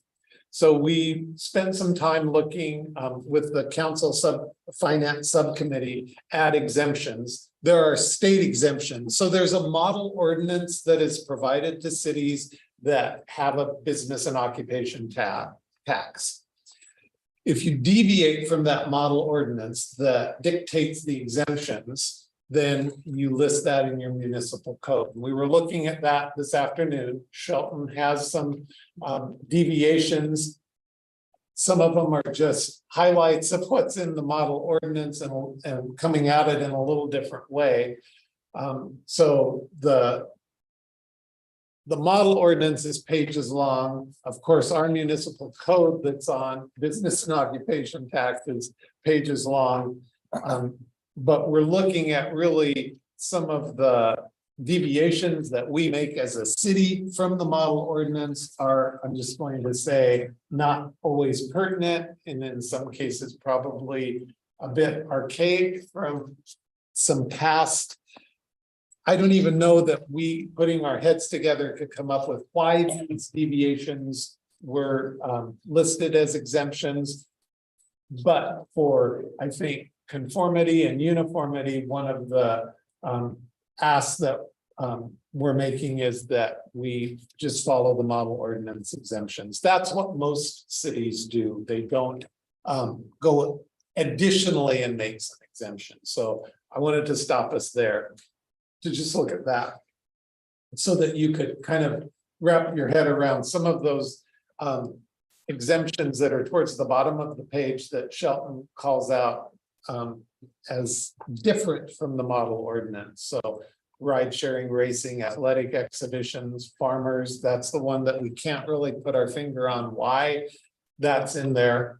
one of them, insurance businesses, which is or are already exempted in under statute by the state. So I don't know again why that's called out. International banking facilities, healthcare organizations, and nonprofit organizations. So within that, we can certainly find more information, but those are the things that we have as additional exemptions. So that's a little bit about the business and occupation tax. I think you're well aware of it. Some of you pay it, some of you have paid it, some of you know what it's about. So on the next part of the presentation, this was simply, I think a request was made to have the list of cities that have a B&O tax in Washington State. This is the list. It's maintained by Association of Washington Cities. It shows the tax threshold for a business to be filing quarterly and annual. You can see it's a little bit all over the place. I would say Shelton having ours where it is in line with many cities. But again, one city, you kind of have to stand on your own with this. It's hard to compare city to city to city. There's lots of reasons. I think you can look at some of these cities and say, well, that's why that city has that particular rate, or, you know, maybe it's a particular business or industry that's located within their city limits. It's merely there for you to see kind of where everyone is within those categories. Anecdotally, I think, you know, we're not in the only position of having a general fund that's feeling itself really its expenses outpaced by its revenue. So I've read in a couple of articles where cities are considering adding a B&O tax. It's one of the few options that the legislative body has under its control to increase. Certainly, even other things that you can do that would require voter approval are pretty limited. So I think a lot of us are facing this revenue dilemma in the general fund. So the Shelton Municipal Code, is that the one who did this decision on how much at a base we can, this says $20,000 there? How does that work? How do we decide on $20,000? Well, that's, I think, been in place since the city's gone back and updated with the model ordinance. So I'm sure that's been changed over time. I can't attest to that, but I think that's probably been taken as part of the ordinance. Because you'll notice that's what a lot of the cities have, As a minimum. kind of that 5,000, 20,000. So my guess is that was kind of that place that is seen as a minimum. Yeah, it'd be like $2 a month, the 20,000 annually. Can, So that's can we probably why raise it? We don't want checks for Can we, $2 probably. you can increase it, sure. It just means that anyone who brings in less than that is not Would not paying be. B&O. Right. Right, So, right. So we'd actually Or lower. lower, revenue. excuse me. so I'll just share with you, our recommendation wouldn't be really necessarily to look at that. I think just from my perspective and on the finance side of things, you know, businesses have to do a lot of paperwork. They're already kind of accustomed to filing this, so making too many changes, you know, I would suggest that we really consider that carefully. But certainly we could look at that, I think, as Councilmember Peterson pointed out, raising it, you know, exclude more. So that I'm not going to spend a lot of time on this. You can look at it. It's, I think, if anything, you can see that a number of cities have theirs set at the statutory maximum of the 0.002. Some are under, some fall in different places. And some charts will show us better at the end of the slideshow. It's part of the equation as far as city municipalities revenues, right? For us, it may be much different than another city with a different sales tax base, different valuation and other revenue sources. So we have to look at Shelton as being fairly unique and the tools that we have available to us might not be the same as tools at another municipality. In our 2023 revenue pie, it's about 5% under current estimates. 5% of the total revenue we get into the general fund, I should say. Okay, so moving on from there, our next slide shows just a quick. You've seen this a number of times, and so I'll echo what the city manager asked. If you're tired of hearing this, I don't know. It changes a bit. It doesn't change a lot in our favor. If you look up at the top left, that's where we're projecting currently where our general fund budget is at. We've made a lot of corrections. I think in 2023, we're positioned in a better place than we were, say, 6 months ago, but we know where we're at. In looking at 2023 ending, I want to tell you that a lot of hard work, a lot of sacrifice is coming about that will have about, I'm estimating right now, 1.2 million, just over that, in one-time money that we can use towards one-time sort of projects or purchases. So I think that's the good news. It's certainly partly, it's due to a lot of things, and I can focus on that more in future financial reports, but we'll more than meet the council set policy of the 20%. As we look at then estimated revenue for 2024, it's at 14.4 million. Expenses are estimated at 14.6. So we've closed that gap a whole lot. I just want to celebrate that. Has been a lot of work on city staff to bring that closer. Again, it's not without pain, but that's providing the full complement of city services we do. I want to emphasize that there is no transfer to the street fund in that yet, though.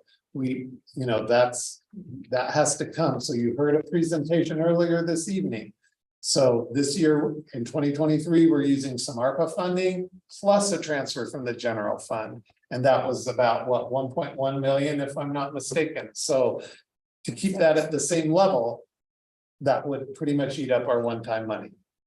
If let's say we were to do that, and that's 1 year that we would have that. So the magnitude of this, I think, our ability to keep the general fund functioning is really dependent on looking at how might we vary our revenue sources to increase what we can offer to our citizens. So in looking at the 2024 budget estimate, it uses the 2023 cuts that we brought to you in a supplemental budget. It also includes a couple of reductions that have taken place subsequent to those, which is not filling the Parks and Rec director position and an HR payroll position. It includes the increase in our contract to provide fire and EMS services in the city.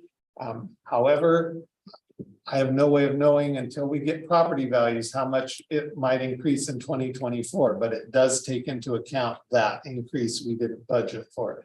It takes into account the liability insurance increase, plus we're estimating about another $100,000 just to be conservative. I hope, like everything, it comes in less, but I doubt that that's the negative part of me saying. We don't anticipate that to be the case. We anticipate. I can hope. Yes, yeah, sorry. Like, But I don't think it will. So, taking all that into account, that's kind of where I'm landing at that 2024 budget. I don't think anything in there is overly optimistic or overly pessimistic. It's just the reality of kind of where we're landing. So I wanted to take this out a couple of years so you could look at, okay, if you're asking us for more revenue to leverage this, where does it take us in the future? Is this a 1 year shortage? Is it ongoing?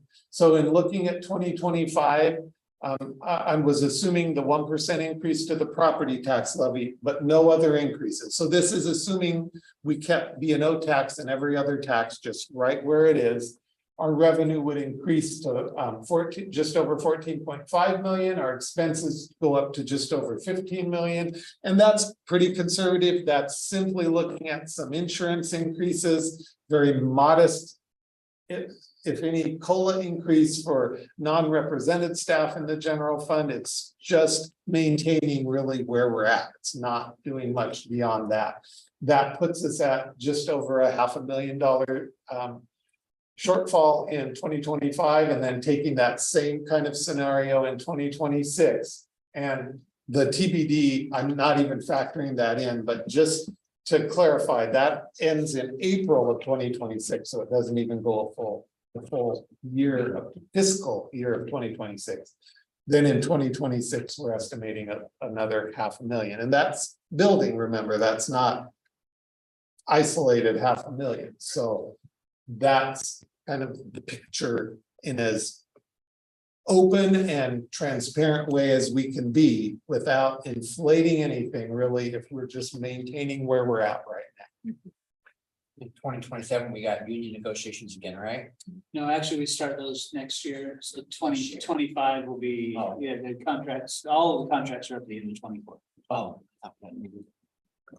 So what I'm having to do in 25 and 26, again, is just some very conservative estimates on where we might land in some of those negotiations that affect the general fund.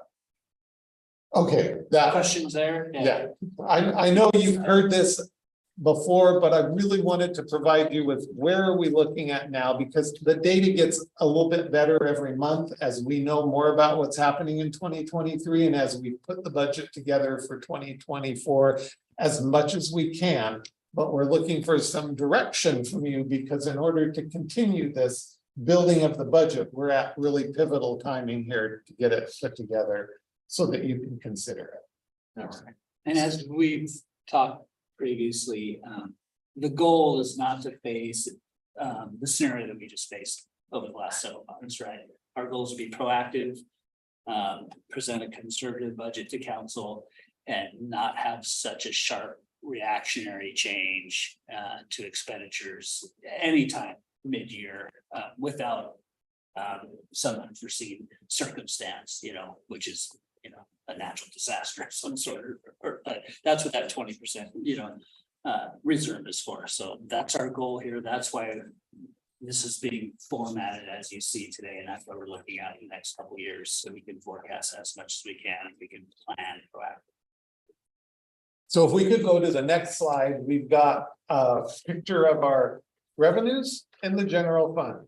So what I was doing with this is really just showing you our 24 estimated budget in that middle column, just based on really what I'm estimating it to be with just the 1% property tax levy increase. And then with an estimated B&O tax, which would be doubling it from the 0.001 to 0.002. So increasing it at that. In a really conservative estimate in 2024 would take it to 1.3 million.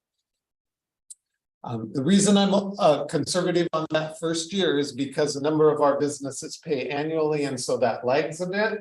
And so we want to be reasonable about really what we're expecting in that revenue. So that's the estimate for 2024. And at the bottom of that page, I don't know if I can't remember what's down there. Can it? Okay, thank you. So that's just that snip from the prior look at 2024. So without and with the revenue increase, really just to maintain the current services we're doing.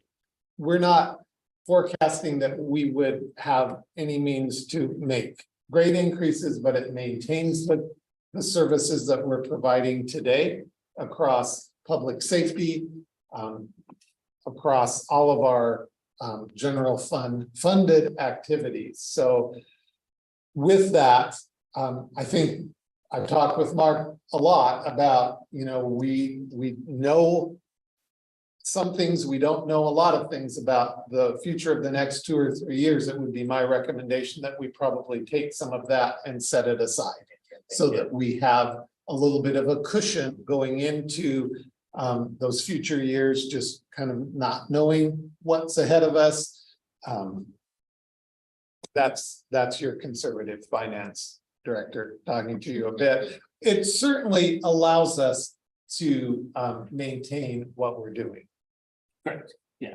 And we heard a little bit about it tonight, right, with streets, but also those critical services in police and fire, EMS, our municipal court system. We're seeing increased costs there as well. Our public defenders and public prosecutors contracts, the public prosecutor has resigned, so we're out with an RFP there now. We're not sure what the cost would be associated with that, but I don't think attorneys are going down in their daily rate, right? As far as I know, defenders, we've seen local jurisdictions that have had trouble filling public defender positions. And that means that it's harder to hold people accountable for things they're doing in our community. So we want to make sure that we're able to provide them services here. Our liability insurance, as Mike indicated, has increased what we anticipate to be about 40% over 2 years. I think we're seeing that all over the country. We'll see more of that. The liability of providing public safety and police services particularly has increased over the years. So WCA is raising their rates accordingly. We've reached out to AWC for quotes regarding insurance, and it's no better than WCA. So we want to make sure they were in the house today performing some audit services on special events. We want to make sure we meet their standards because that keeps our rates as low as possible. So maintaining a current and a current code that we apply uniformly is really important as we move forward. As you know, there's lots of other services, general services that are provided that are internal and external to our customers. Maintaining our buildings and our infrastructure. We just approved a contract to paint this facility. I think we've talked about our HVAC requirements at the library and museum and places like that. So it follows along with the discussion we have with streets. And if you don't paint the siding, it continues to degrade. If we wait 25 years, like this building, it gets to be a little too long. So being able to provide those services, maintain our infrastructure, reduce the replacement costs long-term by performing preventative maintenance is our goal. But we have to weigh those resources we have available to us. Our insurance, not necessarily a proud statement, I guess, on this is had to pay out in settlements and it has saved our butt in a way. So even with the cost hike, it's very necessary, unfortunately. Yeah, you have one claim, not necessarily because of anybody's fault or anything, but one claim. And they've got us mostly covered, had some pretty steep settlements that thankfully we had insurance to cover that. So there's great liability in professional services, right? And even at times when maybe not 100% at fault, there's certainly, yeah, exactly right. 1% at fault. 1%. Yeah. So that's why there's settlements at times as well. So we're asking, as I mentioned, we're at a really pivotal point in developing and bringing you the 2024 budget. In order to develop it without making cuts, we needed to have direction on your direction from you on if we should include this revenue increase in order to maintain current levels of service. And we've already had some severe cuts in our staffing this year. Yeah, we've reduced 6 FTEs. We have 2 positions currently open at this time. The city engineer position is continuing to be open. We're not seeing a dramatic savings from that because we're contracting most of those services out to outside services. We have advertised for that. It's, the market is not there. Talking with some recruitment firms at the city managers conference. Basically, I was told not even to advertise at our pay scale, right? So, there's much larger, cities, municipalities, the private sector, the state, all in need of particularly PEs, the engineers, that are out there recruiting and they can't fill positions and we're seeing on the private sector with our contract engineering firms and their ability to turn projects around on a timeline that we need and a timeline that they frankly used to be able to provide is becoming more and more difficult just because of their workloads.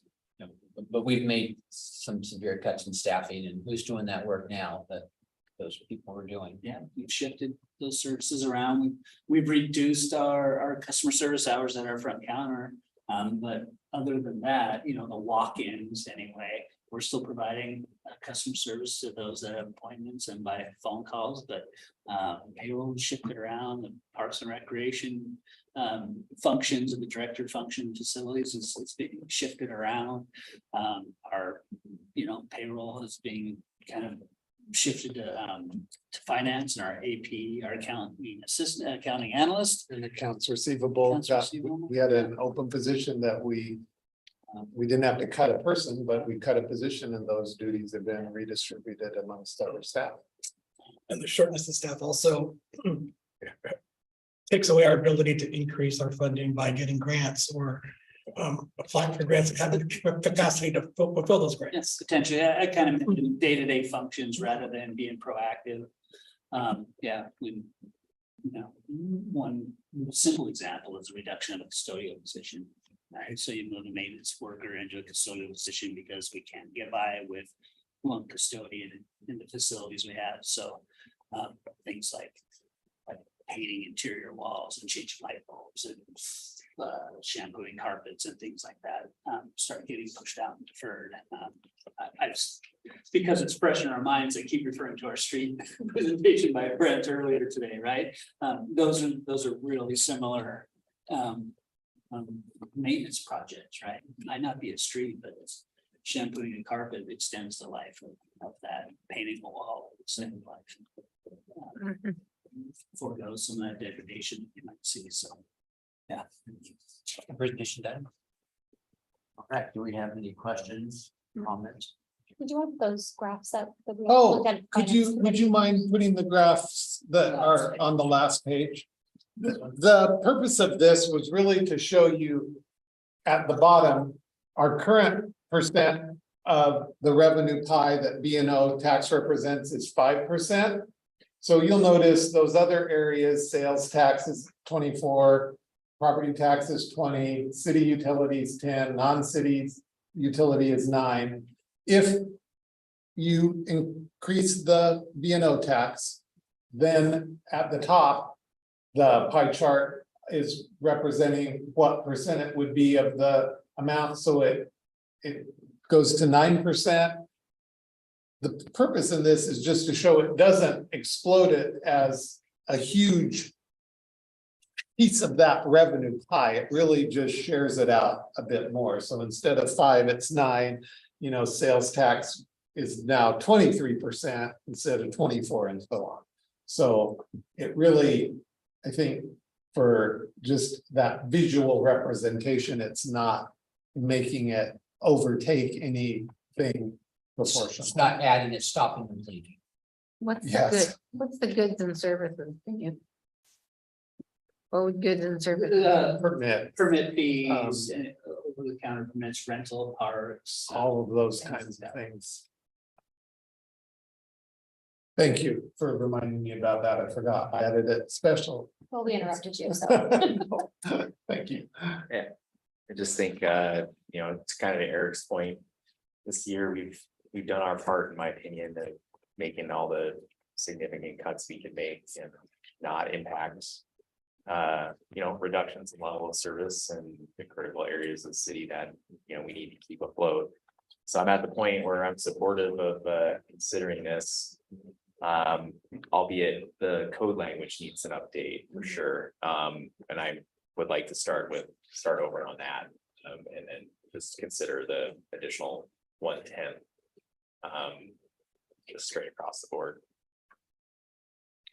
And Otherwise, based on the model, code, I think. Yeah, whatever ADA, whatever's The state this says. Yeah, because I mean, there's stuff about like horse racing in there and I haven't seen a horse race. I don't think it's a horse, it just a break. Oh, no, we Horse looked it up. race, It's you horse looked it up. racing. It's, Yeah. doesn't- Oh, okay, Yeah, okay. there's a bunch of stuff. in there that's Interesting. just- Yeah, like from 1935 or something, I don't know, whatever, but it's just. The athletic Excuse me, events. 19. They specifically did have horse referenced. racing on Loop Field back in many. And that's just one of those things. That's where that charging me an O don't tax for get cleaned. those, for some reason. Yeah, the athletic events referenced, wrestling matches, boxing exhibitions, sparring. Yeah, and those things, in my opinion, are single events, and I don't think they're. Yeah, so, yeah, but yeah, definitely need to take a look at that and. Clean up the language in that, just like we've been doing with everything else, making it easy to understand and housekeeping. thank you, there we go, yeah. I'm for the B and O tax increase to 0.02%, but I also would like to help our smaller businesses by doubling the 20,000, raising that to 40,000, and maybe not having a quarterly report. So that at least we're protecting the smaller businesses if we do increase the tax, and we're only, it's $8, right, or $80? We're somewhat bound by the reporting requirements, Okay. so I don't know that we can waive that due to. So DOR, but we can, if we double the B and O tax, I'd like to double it, increase the rate of the exemptions or the Oh, the minimum. the minimum, yeah, so that business of making 40,000 instead of 20. That raise that threshold from 20 to 40. I think that's gonna take us in the other direction. so it would, yeah, I don't. But the larger businesses, but the larger business, we should have a lot more exemptions. The only one that should be exempted are nonprofit organizations, in my opinion. So we should take away all those exemptions. We should, but we still have the farm exempt, the farmers still get exempted by the farm products or edibles raised, produced by Washington Farmer or Gardener. So that's redundant, I think, to the statute. So I think all of these exemptions should be gone except for nonprofit organizations. They're careful on that because the state RCW already exempts nonprofits and already exempts farming and all that other stuff. So my point was just take a look at what the state adoption is, state RCW states and basically adopt that, which covers what you're talking about. Right. We also, the farmers one though, that was another interesting definition locally. What did we define farmers as? Because it wasn't. Agriculture, it shall not apply to any farmer in respect to amounts received from selling fruits, vegetables, berries, butter, eggs, fish, milk, poultry, meats, or any other Farmers agricultural. market folks. Right, so, yeah, they're pretty for that, so. The definition, I think, Of nonprofit. on farmers actually. Our definition, the meeting code, Correct. it was strange. Three, I'm doing timber sales. yes. Yeah, it was like, Did not include that. That probably goes back to homesteading days. They wanted people no, to grow fruits and vegetables and potatoes and. Well, this was, Farmer means any person engaged in the business of growing or producing upon the person's own lands or upon the lands in which the person has a present right of possession. Any agricultural product whatsoever for sale. Farmer does not include a person using such products as ingredients in a manufacturing process. Or a person growing and producing such products for the person's own consumption. Farmer does not include a person selling any animal or substance obtained therefrom in connection with the person's business of operating a stockyard or a slaughter or packing house. Farmer does not include any person with respect to the business of taking, cultivating, or raising timber. Yeah. I think, there's been some creative license, there's been some local, I think manipulation maybe of some of the exemptions that would, I think, benefit us to have some consistency with the state. Yeah, just match the state. James, you got. You okay with it coming back as a business item?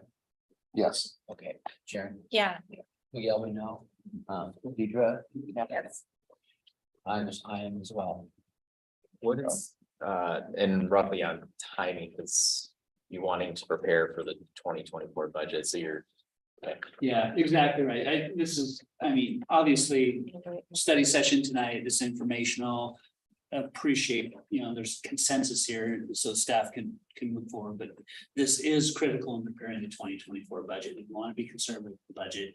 But we also want to present a accurate and balanced budget to you. So if this is to be considered, we're probably looking at October 17th, I think, is the third Tuesday in October, so we can get the ordinance put together and get the rest of the supportive information to council in a reasonable amount of time. And then that's a budget presentation as well, correct? Probably. 2024 budget Probably. presentation as well. Hopefully, Yeah. that may be. So I think we're in parallel now, so there we can consider, yes, we consider accurate or proposed revenues and expenditures in 24 at the same time as this ordinance revamped ordinance. Well, I definitely appreciate the discussions tonight. They're never fun, but I mean, Sometimes. I mean, you know. that's- They're informative. Yeah. I didn't mean they weren't fun. I'm, talking about raising fees and taxes and it's never fun. But unfortunately, we want to be solvent city and keep our doors open. Something has to be done. There's very few revenue sources available to the city.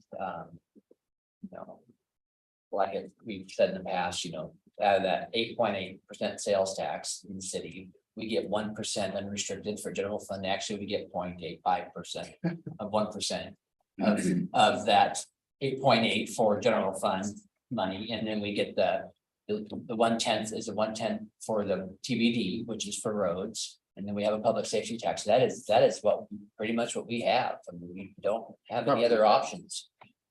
B&O is one of the only ones available.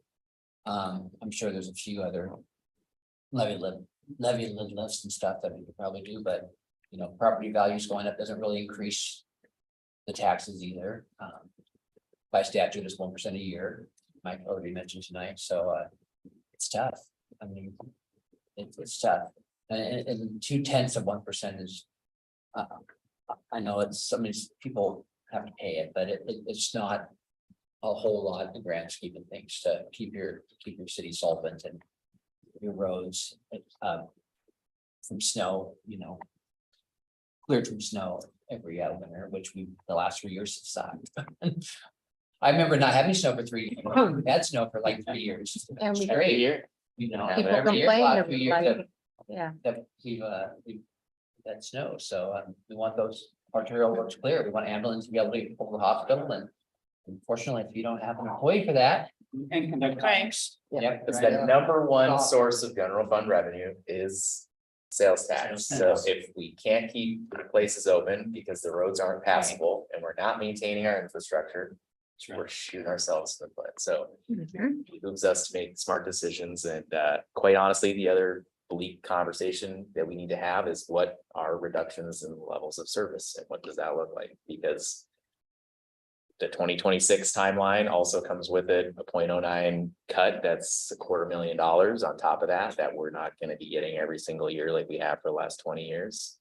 So, I mean, I don't want to reduce services, but at some point, we can't tax this community really much more than we already are. It's just not going to work, right? So we need to kind of figure that out. What are the essential services of the city and what do we need that to look like? That's strategic planning, just like talking about capital projects, right? Strategic planning, that's part of our strategic planning as well, right? We have to take that into consideration. We have to be proactive. And with that, I mean, growth is essential. Shelton needs to grow. We need a couple big box stores. We need homes for those workers to live in. Hotels.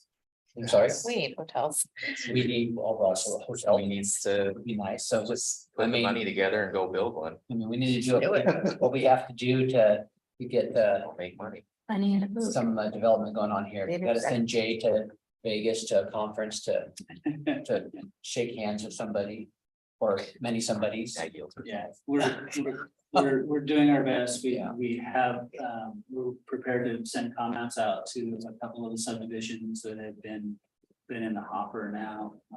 We're hopefully, working towards resolution there and have some public hearings in the near future, which I think would it would be a step forward and show that those investments are coming to our community. So Yeah, the residential boom is gonna happen. Here, it's gonna happen here, just what it looks like and what happens to the city government structure as a result.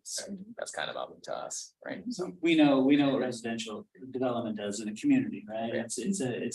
It's a influx of revenue to begin with, and then that slowly erodes our ability to provide services. So we hope that with the influx of residential development comes that commercial investment as well. Then we high quality products, you want a good quality product that's gonna last 40, 50 years, not 25, It comes when the rooftops come. Yeah. It doesn't come. Well, No. It just doesn't. Yeah, we're just in that slump, right? Trying to get out of it. Yeah, it's kind of right in between Yep. that and that fine line. So it's starting to move, the needle's starting to move in the positive direction. Yep. It's slower than everybody wants it, particularly developers. But we also have our due diligence to make sure we minimize the impacts on the existing residents in our community. And we address the infrastructure needs that Gotta get water. that these water and traffic and stormwater and sewer and everything else that the impacts, those impacts that come with that development. So we have our due diligence to make sure that everybody that lives here, shops here, travels through here, is those impacts are mitigated. Drive 30 minutes away for 10% sales tax. Fund city of Tumwater and Olympia's whatever they want, right? Yeah. All their services, all their programs. Well, what I've learned is if you can't get it here in Shelton, order it from Amazon because we get the sales tax from that. I can't get Levi's from Shelton, so I order from Amazon and I make sure that city of Shelton is getting that sales tax, and they do. And I ordered something from Macy's one day, delivered, and it showed Lacey sales tax, and I called their corporate office and they actually rebuild it. And the invoice showed Shelton sales tax. So it was only like $4, but now. but most of the time that, I think a lot of the online shoppers actually are honest. And so we get our sales tax, so don't drive to Olympia, just order from them. All right, That work for Costco deliveries too? I believe it does, yes, it does. I get Costco delivery at H Store on Thursdays. But it's good stuff I can't get. Or paper. I don't think you do anymore. Mattress and a Huh? box. I don't think you do. I am still working there, believe it or not, more than I need to be, but all right. Thank you, guys. Thank you, appreciate it, Council. Council, have you item for discussion? In a minute. Oh. Oh, nope. In a minute, I just wanted to mention that we've heard that there's not a lot for stuff for kids to do, and actually there is a lot of stuff for kids to do. I mean, Jordan, with our parks department has done a great job at putting stuff together. We have a field day event where Jordan spends almost all day down there at the park with the kids with sprinklers and games and tossing this and that and playing music, and they're dancing, and we have volleyball skill camp, and we have cheer camp. We have volleyball camp, we have martial arts, we have basketball camps. The YMCA offers many, there's probably that I missed from the city. The YMCA has free community days, back to school bash, movie night. Welcome, by the way, Shelton does movie night for Yeah. 7 weeks for the kids. And we have Halloween carnival, burn the bird all day, whatever that is, pictures with Santa Claus. More YMCA stuff if you actually belong. How to build a Lego racing car, Little Chef's Cooking, Pokemon Club, homeschool PE, floor hockey. There are many things to do. And our local little theater over here on Mondays on summertime, movies for the kids, Yeah. bring a can of food. And there's also the other agencies, the South Mesa county youth soccer. soccer, and- exactly and- right. And baseball, and t-ball for the kids, which, Oh, yeah. which all of our kids. The new have probably. pickleball court, skate parks. And we also have a couple parks with, toys, so there is stuff for our kids to do in Shelton, and Shelton City provides some, and there's private people who provide some, and the YMCA provides some, and the high school, or the, I'm sorry, the Shelton School provide some, so we do have stuff for our kids to do, and I'm not sure what more we could add. We've got walking, we Rated got disc golf we courses. we got the, Disc, walk yeah. the Huff and Puff Trail, and, so we got lots of stuff, so if nobody else has anything else, I have one question. You got By room. 30 seconds. Okay, is the skateboard park being closed down for some reason?